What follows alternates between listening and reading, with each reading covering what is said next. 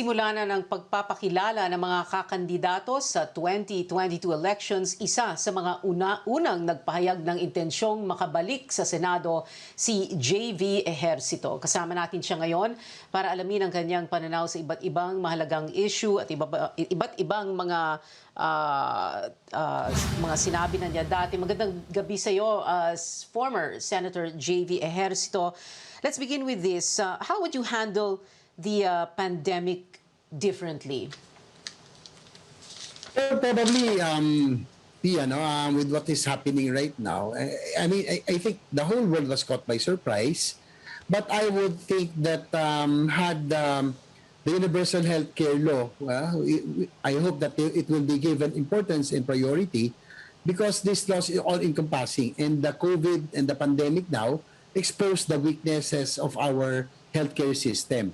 So being the principal sponsor of the universal healthcare law, I would say that then we still need to give priority to this law because this is really complete. No, it's giving access to good quality healthcare for all Filipinos, and included in this law, Pia, is the improvement of the health facilities, no, which is now very evident that a lot of our health facilities or hospitals are now being overwhelmed. Part of the universal healthcare law is the improvement, the expansion, rehabilitation of all the health facilities all over the country. So I'm hoping, Pia, that during my tenure as chairman of the committee, yes, Pia. Yeah. So sorry, ganun ang problema natin sa Zoom eh. But are you saying that kung may better implementation ng universal healthcare law, you are saying, and this that had been done before the pandemic, that we would not have been in this situation? Well, I think that the universal healthcare law would help a lot, no? Because as I mentioned, part of it is the improvement of the health facilities. And also, now that all Filipinos will now be covered, it is already being, it is now benefiting all everybody, especially the COVID patients. But that's my regret of not being in the Senate right now, because we know that we were able to pass this landmark law, but Pia, the implementation phase is the other half of it, no? And being the principal sponsor and author, I would have preferred to be there in the Senate, preferably in the implementation phase, because this is a 5 to 10 year program, Pia. No? And it's not as if when passed, everything will be okay already. It's a 5 to 10 year program. It's a work in progress. Yeah. So I was hoping that I would have continued my tenure in the Senate, but unfortunately, everybody knows that I didn't make it because of many factors. Yes. But that is one of the reasons that I really would want to be back in the Senate, no? To make sure that this law is implemented properly, so that this will benefit and help Filipinos, especially now in this time of pandemic. Yes. In other words, what you're saying, Senator JV, is that although it is the executive, as we all know, the DOH Health Department that will that runs things, that does the the operation side of things, as a senator, you would have had oversight function, and therefore you would have been able to shepherd this better. But also very quickly, Senator JV, this is also an almost personal to you, right? Yes, Pia, of course. I'm quite proud to say that in my 6-year tenure in the Senate, I was able to pass 2 landmark legislations. That is the Universal Healthcare Law and the creation of the Department of Human Settlements. So it's quite personal for me because being the principal sponsor, of course, it's called my baby, no? And had I been in the Senate right now, of course, I will make sure. It's different that when the principal sponsor is there, they will you will make sure that this law will be funded properly. It will be given importance, Pia. Yes, what I meant, Senator JV, when I said personal, is that you yourself, like many of us, most of us, I think, have lost friends and family in this pandemic, right? Yes, correct, Pia.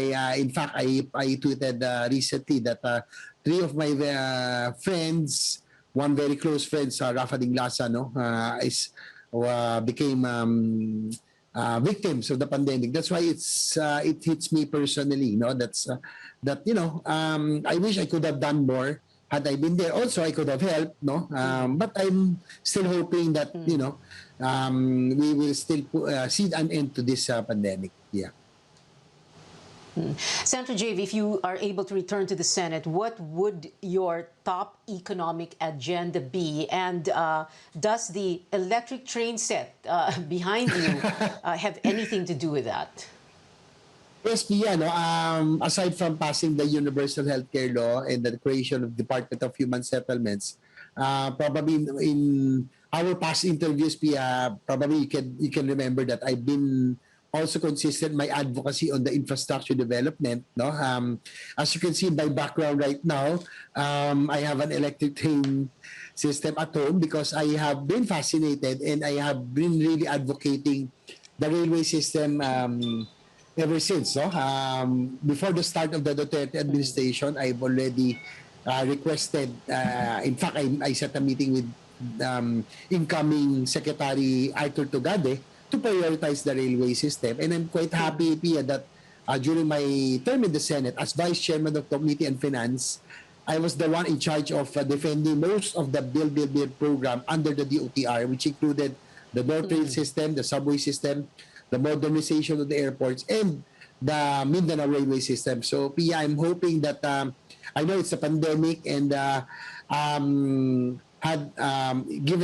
if I were given the chance, I would still prioritize infrastructure development so that while the world now is at a halt, hopefully if we can prioritize infrastructure development and catch up with our ASEAN neighbors, then probably when the world welcomes everybody up and opens when this pandemic is over, at least we can already be attractive already again, no, to the world, no.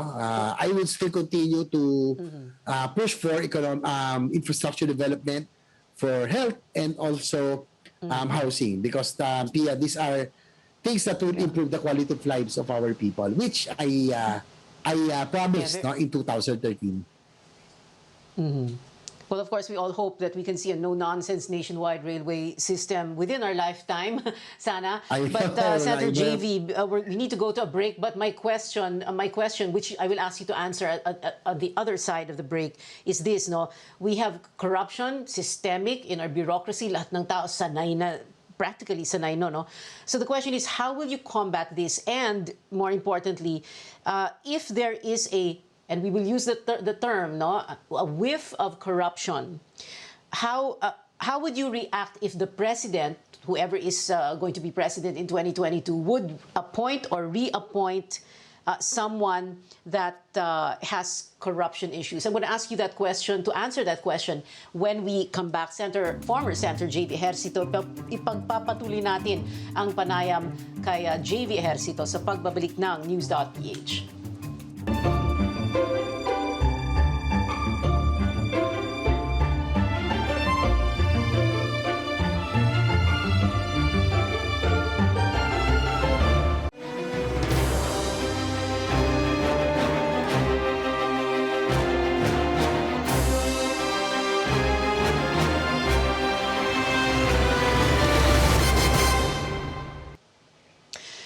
Alright, kasama pa rin natin ngayon si dating Senador JV Ejercito na gustong makabalik sa Senado itong 2022 election. Senator JV, ang tanong ko kanina, ano po yung sagot ninyo?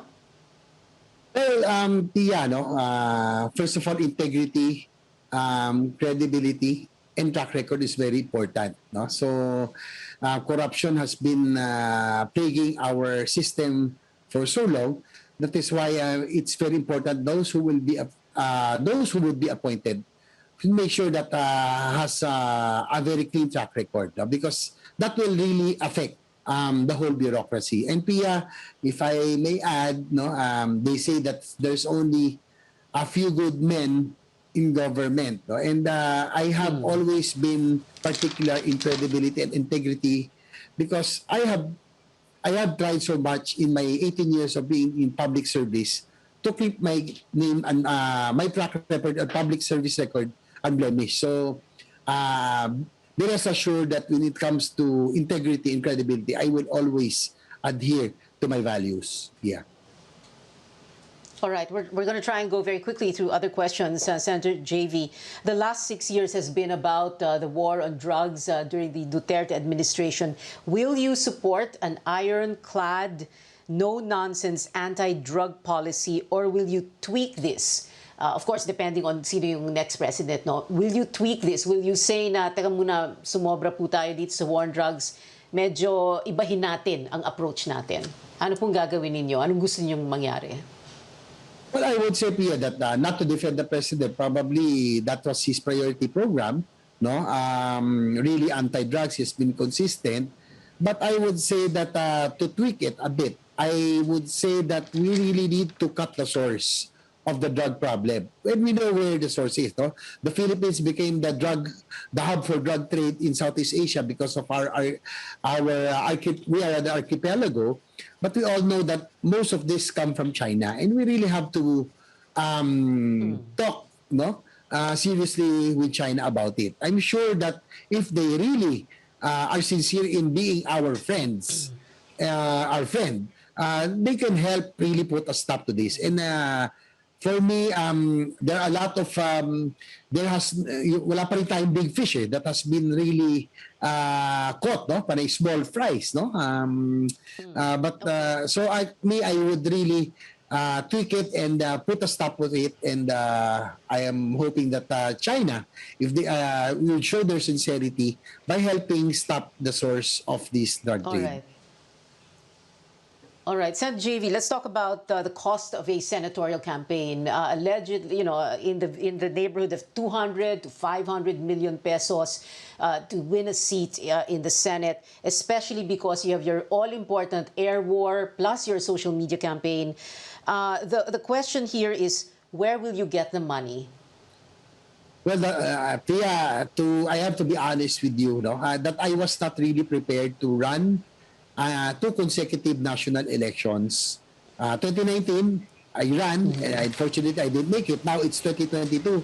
I really intend to run again, and that will be a major consideration in my decision, my final decision, because I have to be honest with you that funding is a major problem right now for me, because as I mentioned, I was not prepared to run 2 consecutive national elections, which is really very, very expensive, as you mentioned.